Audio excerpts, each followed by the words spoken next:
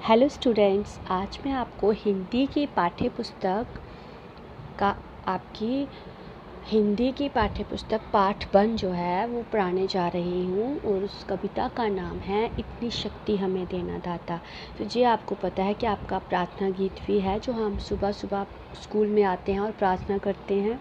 आप लोगों ने पहले भी इस गीत को सुना होगा, लेकिन आज इस कविता को मैं आपके सामने जो है इस कविता का क्या, इसका मूल अर्थ क्या है, कवि क्या कहना चाहता है इस कविता इस प्रार्थना गीत के माध्यम से, वो मैं आपको आज आप लोगों को बताने जा रही हूँ। प्रार्थना गीत वह गीत होता है जिसमें हम प्रभु को याद करते हैं, प्रभु के प्रति अपना जो विश्वास है, अपनी जो भाव हैं उनको व्यक्त करते हैं प्रभु के सामने।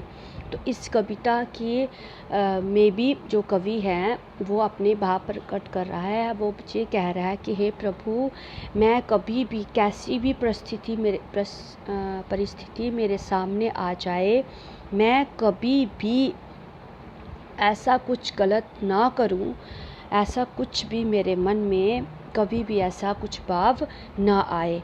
तो इस कविता जो है जिसके पहले पैराग्राफ में कवि जी कहते हैं कि हे प्रभु, मुझे इतनी शक्ति देना कि मैं अब मेरा जो मन है वो कभी भी भूल कर, मतलब कि कहीं अनजाने में भी मैं कभी भूल कर भी कभी भी किसी गलत रास्ते पर ना चलूं। मैं एक सही रास्ते पर, अहिंसा के रास्ते पर मैं हमेशा चलता रहूं, अनजाने में भी कभी मेरे से कोई ऐसी भूल ना हो।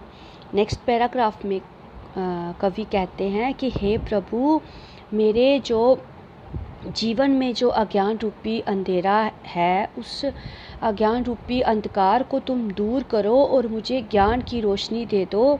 हम हर बुराई से अपने आप को बचाते हुए, जैसी भी मेरी ज़िंदगी है, जीवन है, हम किसी से कोई भी बैर जो भावना मेरे मन में नहीं होनी चाहिए। हमारे मन में किसी भी के प्रति भी बदले की भावना नहीं होनी चाहिए और मैं हमेशा सत्य के रास्ते पर चलता रहूं।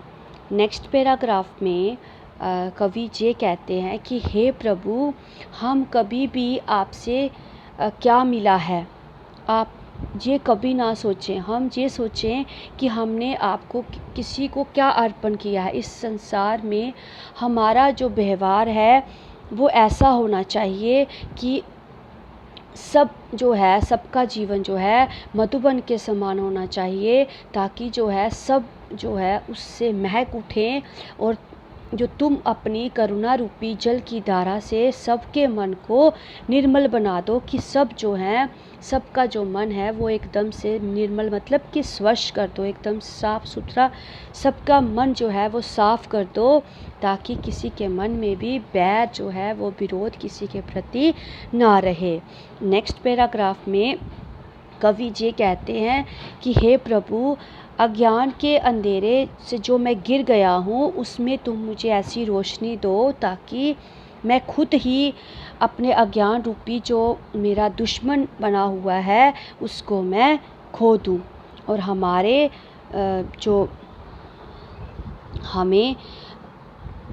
हमें सजा पाए अपने, मतलब कि जो भी मैं कोई भी खराब कोई कर्म मैं करूं तो मैं अपनी कर्मों की सजा पाऊं। अगर वो सजा मुझे मौत भी मिल जाए तो मैं खुशी से उसको सह सकूं। मुझे मेरे अंदर इतनी शक्ति देना, हमारे जीवन में गुजरे हुए दिनों को बुलाकर मेरे भविष्य को प्रभु सुखदायी बना दो। तो कवि प्रभु से विनती करते हैं। नेक्स्ट पैराग्राफ में कवि जी कहते हैं कि हे प्रभु, संसार में हर तरफ जो है वो जुल्म बढ़ रहा है। इंसान जो है बेबस और लाचार बन गया है। आज इंसान जो है हमेशा डर डर के रह रहा है और मानव के कुकर्मों का जो बोझ है, जो मानव जो है अपने कुकर्म इतने कर रहा है कि उसका बोझ धरती पर बहुत बढ़ गया है और धरती ये बोझ जो है वो सह रही है, फिर भी अभी चल रही है। तो हे प्रभु, तू अपनी ममता से हमारा बोझ उठा लो ताकि तुम्हारे बनाए हुए इस संसार, इस मानव का विनाश ना हो जाए। मतलब कि हे प्रभु, तुम हमें ऐसी शक्ति देना कि हम जो है अपने मन में हम किसी के प्रति कोई भी बैर विरोध ना रखें। तो इस कविता का जो सार जो है वो ये है कि कवि इस कविता के माध्यम से प्रभु के आगे प्रभु के समक्ष अपनी प्रार्थना जो है वो रख रहा है कि हे प्रभु, मेरे को तुम इतनी शक्ति देना कि मेरा मन जो है वो कभी भी कमज़ोर ना हो और मैं हमेशा एक अच्छाई के पथ पर चलता रहूं और मैं अनजाने में भी कभी किसी को कोई भी दुख ना दूं। तो नेक्स्ट इसके जो है वो शब्द अर्थ देखिए आप लोग। विश्वास होता है भरोसा, नेक ईमानदार, रोशनी प्रकाश, बेबसी लाचारी, जुल्म अत्याचार, भली अच्छी, अर्पण समर्पित, मधुबन उपवन, मधुबन मतलब कि उपवन या फिर बगीचा, पावन पवित्र, सहमासा डरा हुआ। तो इसके अभ्यास जो प्रश्न है जो आज आपका होमवर्क में मैं आपको दे रही हूँ, और इसमें जो आपके प्रश्न हैं उनके उत्तर जो हैं वो आपको सॉल्यूशन के साथ डाले गए हैं। तो आपने इन प्रश्नों को लर्न करना है और अपनी नोटबुक पर लिखना है। मन का विश्वास कमज़ोर ना हो ऐसा कवि क्यों कहते हैं। नेक्स्ट क्वेश्चन, धरती पर हर तरफ क्या है और क्यों है। हम जगत में क्या अर्पण करना चाहते हैं, क्यों। हम सभी को क्या बांटना चाहते हैं, क्यों।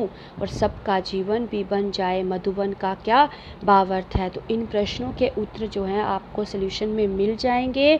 अगर आप लोगों को नहीं समझ में आता तो मैं आप लोगों को फिर से इन प्रश्नों के उत्तर हैंड रिटन भेज दूँगी। Okay, thank you.